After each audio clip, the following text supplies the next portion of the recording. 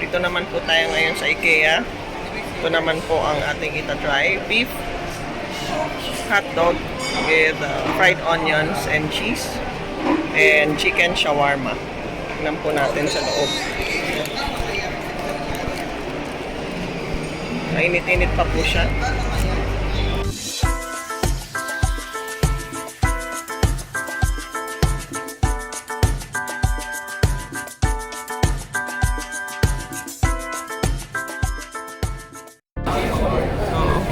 Try na po natin itong beef hotdog na may onion.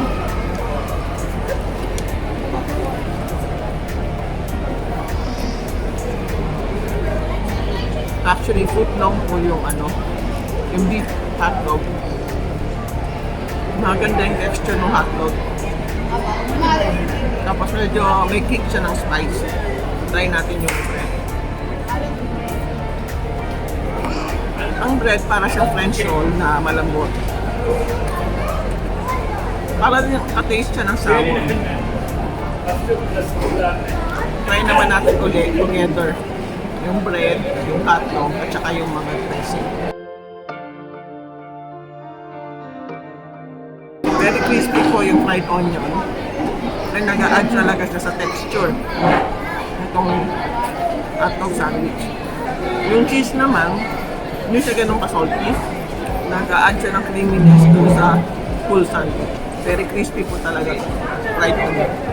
Nagiging interesting itong hotdog sandwich because of the crispy fried onion. Try naman natin itong shawarma.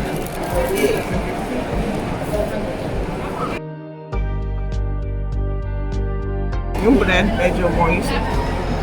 Yung chicken din sa loob is moist din. Meron din siyang pickles sa loob.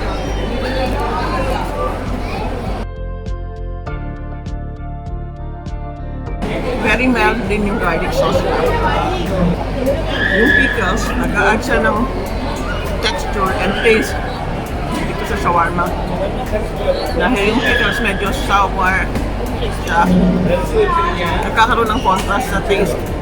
Instead of creamy lang siya because of the garlic sauce, nagkakaroon ng extra sourness from the pickles.